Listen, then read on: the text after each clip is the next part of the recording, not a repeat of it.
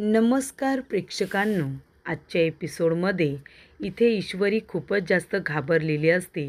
राकेश अर्णवच्या जीवावरती उठलाय आणि हे सगळं आपल्यामुळे होतं आहे असं ईश्वरीला वाटत असतं आणि त्यामुळेच ईश्वरी लगेचच इमोशनल होते आणि तिथून निघून आपल्या रूममध्ये जाते.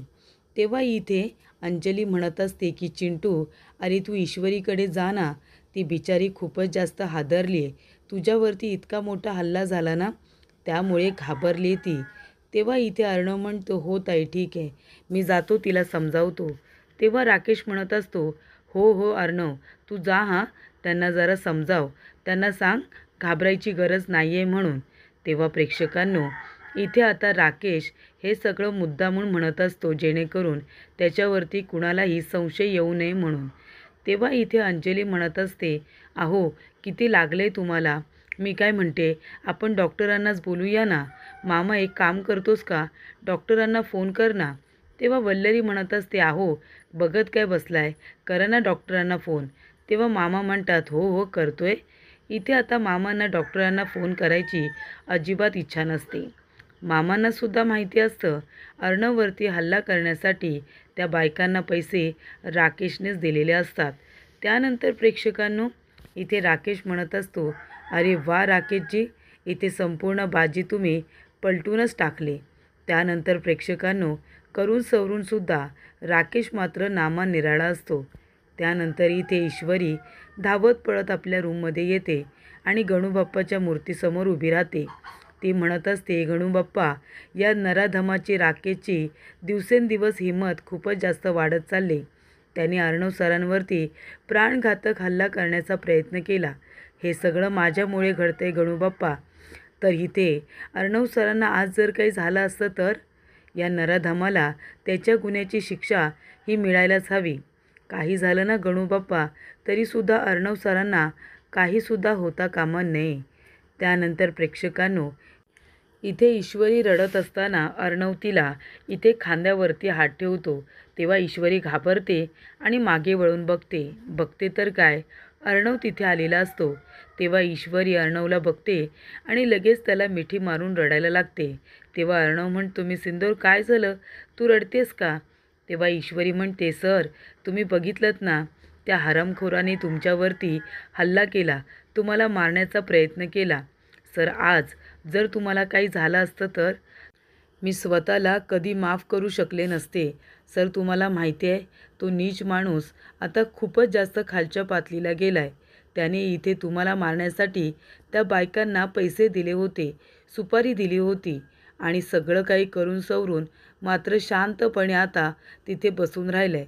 सर मला खूप भीती वाटते, हे सगळं माझ्यामुळे होतं आहे ना, माझ्यामुळे तो माणूस तुमच्या जीवावरती उठला आहे. जर तुम्हाला काही झालं असतं ना, तर मी स्वतःला कधीही माफ नसते करू शकले. तेव्हा अर्णव म्हणतो, मी सिंदूर तुला माहिती आहे का, तू मला इथे हक करून उभी आहेस आणि तो बघतोय. तेव्हा ईश्वरी घाबरते, बाजूला उभी राहते आणि इकडे तिकडे बघते आणि ती हळूच विचारते, कोण सर, कोण बघतंय? तेव्हा अर्णव म्हणतो, तोच ज्याच्यासमोर तू आता रडत होतीस. तेव्हा ईश्वरी म्हणते, कोण सर? तेव्हा अर्णव म्हणतो की तुझे गणूबाप्पा, ते आपल्याकडे बघतायत ना. तेव्हा ईश्वरी म्हणते, सर एवढं सगळं घडलं आहे आणि तुम्हाला मस्करी सुचते. तेव्हा अर्णव म्हणतो, मी सिंदूर, अगं मला काही होणार नाही, तू आहेस ना छोटा पॅकेट बडा धमाका, तू त्या बायकांना बरोबर मारलंस की नाही, धडा शिकवलास. तेव्हा इथे ईश्वरी म्हणते, सर अहो पण मी तिथे नसते आले तर, तुम्हाला माहिती आहे का खाली काय घडलं आहे? एवढं सगळं घडलेलं असताना तुम्हाला मात्र मस्करी सुचते. सर बघा, ह्या गोष्टीकडे तुम्ही आता मस्करी म्हणून किंवा हसण्यावारी बघू नका. तुम्हाला नाही माहिती, त्या माणसाने माझ्यामुळे तुमच्यावरती राग काढला आहे आणि तुम्हाला मारण्यासाठी त्या मुलींना तिथे बोलावलं होतं. तुमचं नशीब बलवत्तर म्हणून तुम्ही वाचलात सर, नाहीतर आज काय झालं असतं, अघटित घडलं असतं. तेव्हा ईश्वरी म्हणते, गणूबाप्पा, अर्णव सरांवरती कुठलेही संकट येऊ देऊ नका. कुठलेही संकट येण्याच्या आधी ते त्यांच्यापासून दूर जाऊ दे. माझ्यासाठी अर्णव सरांना काहीसुद्धा होता कामा नये गणूबाप्पा, असे इथे ईश्वरी आता गणूबाप्पाला म्हणत असते. तेव्हा अर्णवला खूप कौतुक वाटत असतं की ईश्वरी त्याच्यासाठी इतकी इमोशनल झाली. त्यानंतर प्रेक्षकांनो, इथे राकेश आता आनंदात बसलेला असतो. तेव्हा इथे आपल्या मोबाईलमध्ये फोटोज वगैरे बघत असतो. तेव्हा अंजली तिथे येते आणि राकेशला म्हणत असते, "अहो, हे घ्या, हळदीवालं दूध तुमच्यासाठी घेऊन आले. तुम्ही पिऊन घ्या, तुम्हाला आराम वाटेल आणि जखम भरायला सुद्धा मदत होईल." तेव्हा राकेश म्हणत असतो की "हां अंजली, मी घेतो घेतो." आणि तो इथे हाताला ठणका लागण्याचं नाटक करतो. तेव्हा ईश्वरी म्हणते, "काय हो, काय झालं? खूप दुखतंय का तुम्हाला?" तेव्हा राकेश म्हणतो, "हो ना गं, म्हणजे दुखतंय थोडं आता. एवढी मोठी जखम आहे, भरायला वेळ तर लागणारच ना."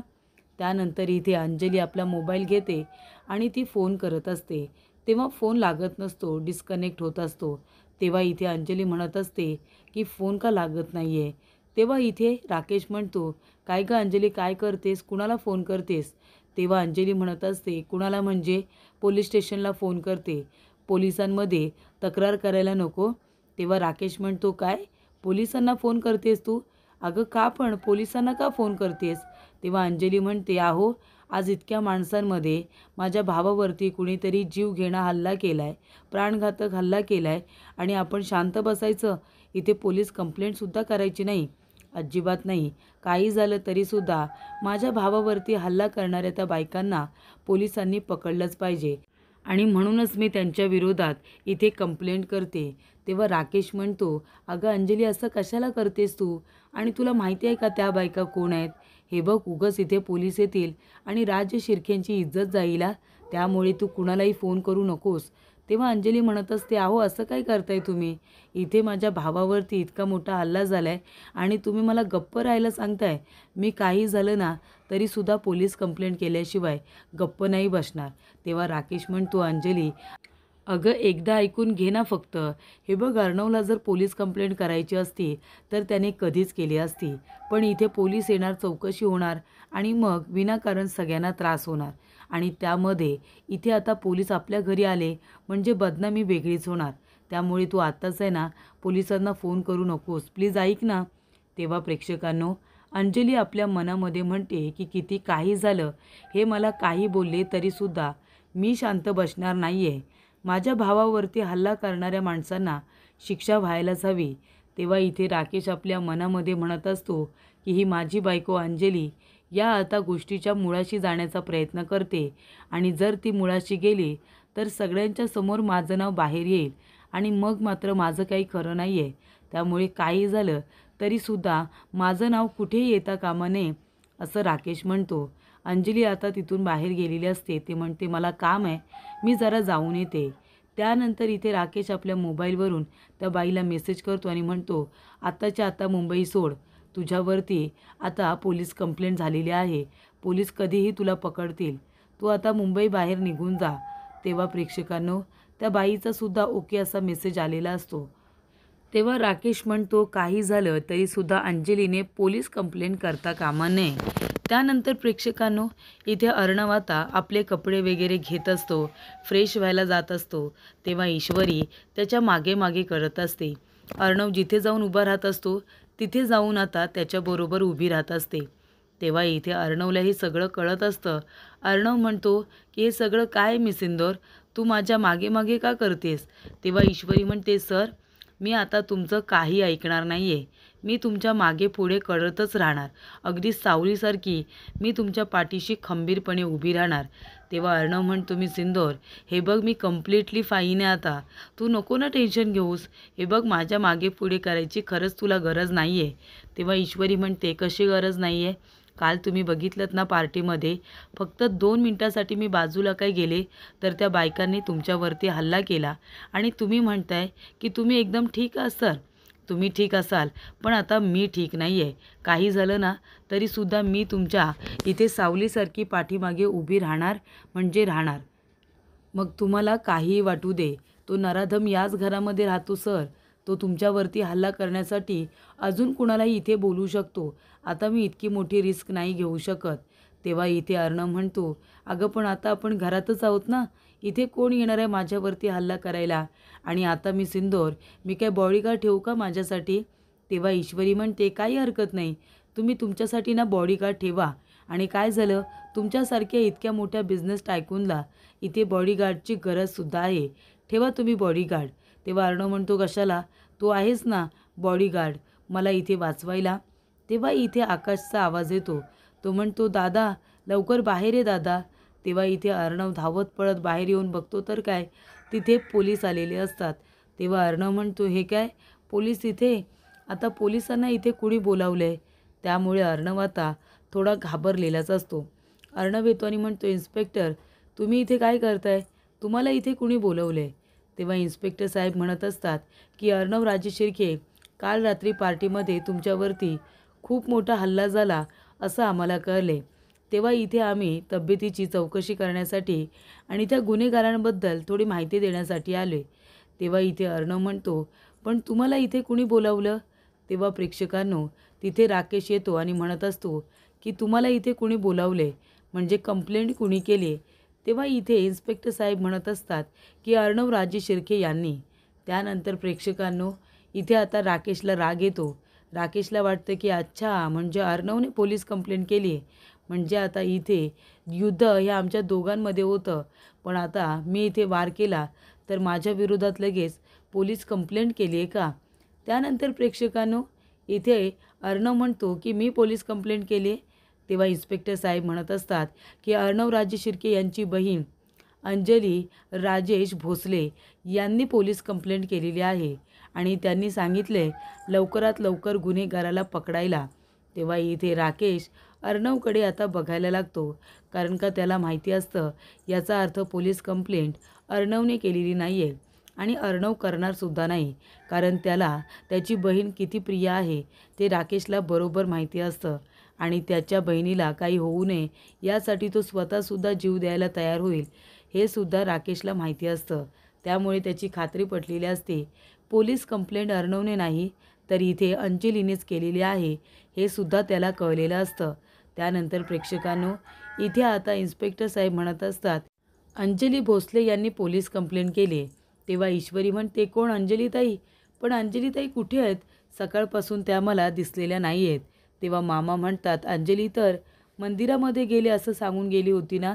तेव्हा वल्लरी म्हणते, हो ना, म्हणजे मंदिरामध्ये जाण्याचा बहाणा करून ती काय पोलीस स्टेशनला कंप्लेंट वगैरे करायला गेली की काय? पण आम्हाला त्याबद्दल ती काहीच बोललेली नाही आहे.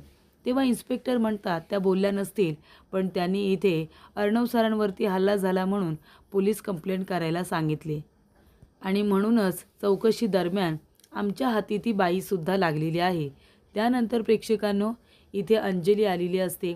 अंजली आता येते आणि त्यामुळे राकेश घाबरलेला असतो. तो म्हणतो, अरे देवा, आता जर या बाईने मला ओळखलं तर? तेव्हा इथे इन्स्पेक्टर साहेब म्हणत असतात की ज्या बाईने तुमची सुपारी घेतली होती ना त्या बाईला आम्ही रंगेहात पकडलं आहे.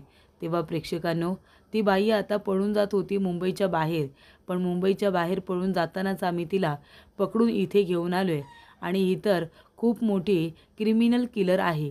त्यामुळे ही सुपाऱ्या घेते आणि लोकांना मारून टाकत असते, हा तिचा रेकॉर्ड आहे आणि तसंही खूप दिवस आम्ही तिला पकडण्याचा प्रयत्न करतच होतो. अर्णव राजे शिर्के यांच्यावरती हल्ला केला त्यामुळे त्यांना पकडणं आता सहज शक्य झालेलं आहे. त्यानंतर इथे आता इन्स्पेक्टर साहेब म्हणत असतात की अर्णव सर, पण या बाईला सुपारी देण्यामागे नक्की कारण काय? तुमचा कोणी दुश्मन वगैरे आहे का? तेव्हा प्रेक्षकांनो इथे आता अर्णव गप्पच बसतो. तेव्हा इन्स्पेक्टर साहेब म्हणतात की या बाईकडे नीट बघा, हीच ती बाई आहे जिने तुमची सुपारी घेतली होती. तेव्हा अर्णव त्या बाईला ओळखतो आणि लगेचच म्हणतो की इतकी महिने जी गोष्ट मी ताईपासून लपून ठेवण्याचा प्रयत्न करतोय ती अशा पद्धतीने बाहेर येईल असं मला वाटलं नव्हतं. त्यानंतर प्रेक्षकांनो इथे राकेश घाबरलेला असतो. राकेशला वाटतं की अर्णव आता सगळ्यांच्या समोर कबूल करतोय की काय, की हो याच बाईने माझ्यावरती हल्ला केला होता. तेव्हा अर्णव म्हणतो, पण आता जर नाव नाही घेतलं तर एक गुन्हेगार बाई सुटेल, पण आता इथे जी गोष्ट लपून ठेवण्याचा परिपूर्ण प्रयत्न केला तीच गोष्ट आता सगळ्यांच्या समोर येते. त्यानंतर इथे ईश्वरीसुद्धा तेच म्हणत असते की अंजलीताईंना काय वाटेल? अंजलीताईंना जर या नराधमाचं सत्य समजलं तर त्यांना तर खूप मोठा धक्का बसेल. तेव्हा प्रेक्षकांनो राकेश म्हणत असतो की अरे देवा, आता जर ह्या बाईने माझं नाव घेतलं तर संपूर्ण वाट लागेल, संपूर्ण प्रकरण माझ्या अंगी येऊन शेकेल. तेव्हा वल्लरी म्हणत असते, अगं सांग ना, कुणी दिली होती तुला सुपारी आमच्या अर्णवला मारण्याची? सांग. तेव्हा इथे ती बाई आता गप्प बसते. तेव्हा इथे इन्स्पेक्टर साहेब म्हणत असतात, तो गुन्हेगार इथेच आहे. इथेच आहे तो गुन्हेगार ज्याने या बाईला अर्णव सरांना मारण्याची सुपारी दिली होती. तेव्हा इथे आता हवालदार मॅडम म्हणत असतात, हे सांग ना, सांग कोण आहे तो माणूस ज्याने तुला पैसे दिले होते, ज्याने तुला सुपारी दिली होती, त्या माणसाचं नाव घे, घे बरं त्याचं नाव. तेव्हा अर्णव म्हणतो की ही बाई आता कुणाचं नाव घेईल, ह्या राकेशचं नाव घेईल का? आणि जर या राकेशचं नाव घेतलं तर मग ताईला त्याचं सत्य समजेल आणि त्याचं सत्य ताईला समजलं तर तिला खूप मोठा धक्का बसेल. त्यामुळे करायचं तर काय करायचं असा प्रश्न अर्णवला पडलेला असतो. तेव्हा प्रेक्षकांनो, इथे आता हवालदार मॅडम त्या बाईवरती हात उगारत असतात. तेव्हा प्रेक्षकांनो, इथे इन्स्पेक्टर साहेब म्हणत असतात की खरं तर ज्या माणसाचं नाव या घेत नाही आहेत ना, त्या माणसाला सुद्धा आम्ही ताब्यात घेतलं आहे. तेव्हा वल्लरी म्हणते, काय काय बोलताय काय तुम्ही इन्स्पेक्टर साहेब? ज्या माणसाने सुपारी दिली होती त्यालासुद्धा तुम्ही पकडलंत? तेव्हा इथे आता इन्स्पेक्टर साहेब म्हणतात, मग काय, त्यांना पकडणं काही कठीण आहे का? तुमची कंप्लेंट जशी आमच्याकडे आली तशी आम्ही इथे शोधाशोध सुरू केली, इन्व्हेस्टिगेशन सुरू केलं. तेव्हा ही बाई मुंबई सोडून निघून जात होती म्हणून तिला पकडलं. तिच्याकडूनच आम्हाला खऱ्या गुन्हेगाराचं नाव समजलं आहे. तेव्हा इथे खरा गुन्हेगार कोण आहे असं आता विचारलं जातं. त्यानंतर प्रेक्षकांनो, इथे आता अंजली आलेली असते. अंजली आल्यानंतर तिच्या मागोमाग तो गुन्हेगारसुद्धा आलेला असतो, ज्याला इथे आता पकडण्यात आलेलं असतं. त्यानंतर प्रेक्षकांनो, इथे हवालदार एवढ्या मोठ्या जाड्या गुन्हेगाराला घेऊन त्या ठिकाणी आता येत असतात. तर इथे हवालदाराचा जीव आणि त्या गुंड माणसाचा जीव, एक धक्का दिला तरीसुद्धा हवालदार खाली पडतील अशी त्यांची अवस्था. त्यानंतर प्रेक्षकांनो, इथे आता त्या माणसाला बघितल्यानंतर अर्णव शॉकमध्ये जातो, कारण तो लोखंडे असतो, अर्णवच्या ओळखीचा माणूस. तेव्हा तो म्हणतो, लोखंडे तू? तेव्हा लोखंडे असं काही करेल असं अर्णवला अजिबात वाटत नसतं. तेव्हा प्रेक्षकांनो, इथे लोखंडेला पकडून आणल्यानंतर इथे इन्स्पेक्टर साहेब म्हणत असतात, तू अर्णव सरांवरती हल्ला का केलास ते सांग आत्ताच्या आता. तेव्हा इथे अर्णव म्हणत असतो की हे सगळं काय आहे लोखंडे? तेव्हा प्रेक्षकांनो, इथे आता राकेश म्हणत असतो की बघितलंस ना अर्णव, अरे तू ओळखतोस का या माणसाला? अच्छा, म्हणजे तुझी सुपारी देणारा माणूस हा तुझाच माणूस आहे का? हा लोखंडे तुझ्या ओळखीचा आहे? त्यानंतर प्रेक्षकांनो, अर्णवला वाईट वाटत असतं की लोखंडेला इथे पकडलेलं असतं. तेव्हा लोखंडे म्हणते, साहेब मला माफ करा साहेब, म्हणजे इथे अर्णव सर आणि मी आम्ही दोघेजण एकत्र काम करत होतो, पण इथे अर्णव सर आणि माझा चांगला व्यवहार सुरू होता. त्यानंतर इथे माझ्या मालाला अर्णव सरांनी नकार दिला आणि मग हळूहळू माझा व्यवसाय पूर्णपणे बंद पडला. त्यामुळे या गोष्टीचा मला इतका राग आला. अर्णव सरांबद्दल माझ्या मनामध्ये राग निर्माण झाला आणि तो राग कुठेतरी मला काढायचा होता. म्हणून त्यांच्यावरती हल्ला करण्यासाठी मी ह्या बाईला पैसे दिले आणि मग आम्ही इथे अर्णवचा काटा काढायचं ठरवलं. तेव्हा वल्लरी म्हणत असते, अगदी बरोबर, हीच ती बाई आहे. हिच्याबरोबर आणखीन 4 बायका होत्या, मी पण ओळखलं नाही हिला. तेव्हा अंजली म्हणते, चिंटू, या माणसाला ना तू आधीच धडा शिकवायला हवा होतास. बघितलंस ना त्याने काय करण्याचा प्रयत्न केला आहे? अरे तुला मारण्याचा प्रयत्न केला आहे आणि अशा माणसांना शिक्षा तर झालीच पाहिजे नाही का? तर प्रेक्षकांनो, पुढील भागामध्ये इथे वल्लरी म्हणत असते की अरे अर्णव, इथे जावई बापूंमुळे तुझा जीव वाचला आहे, त्यांना तू थँक्यू तर म्हटलंच पाहिजेस ना. किंवा अर्णव म्हणतो, थँक्यू जीजू, तुमच्यामुळे माझा जीव वाचला आणि सॉरी, माझ्यामुळे तुम्हाला इतकं लागलं. तेव्हा राकेश म्हणत असतो, अरे चिंटू, हे काय बोलतोयस तू? अरे तुझ्यासाठी मी नाही करणार सगळं तर कुणासाठी करणार? आणि तेव्हा इथे राकेश अर्णवच्या कानामध्ये म्हणत असतो की हे सगळं काय आहे तुला माहिती आहे का? तू इथे मला माझ्या इंदोरी जिलेबीचे पाय धुवायला लावलेस ना, तिच्या पाया पडायला लावलंस ना मला, तो राग माझ्या मनामध्ये होता आणि त्यासाठीच मी तुला इथे सॉरी म्हणायला लावलं आहे, कळतं आहे का? त्यासाठी तू माझी माफी मागितलीस. मग आता आपले इथे जी स्पर्धा आहे ना ती इक्वल झाली, तुला 1 पॉईंट आणि मला 1 पॉईंट. आणि जर यापुढे पुन्हा पुन्हा तू असं काही करण्याचा प्रयत्न केलास ना तर पुन्हा तुला मी माझी माफी मागायला लावेन, असं इथे आता राकेश अर्णवला म्हणत असतो. तेव्हा ईश्वरीला कळत असतं की इथे राकेश अर्णव सरांना वाईट वाटेल असंच काहीतरी बोलतोय. त्यानंतर प्रेक्षकांनो, इथे आता राकेश म्हणत असतो की ही तर फक्त सुरुवात आहे, पुढे बघा मी काय काय करतोय. आता फक्त अर्णव आणि ईश्वरी या दोघांना एकमेकांपासून वेगळं ठेवायचं बस. असं आता राकेश म्हणत असतो की मग ईश्वरी फक्त आणि फक्त माझीच होईल, असं राकेशचं म्हणणं असतं.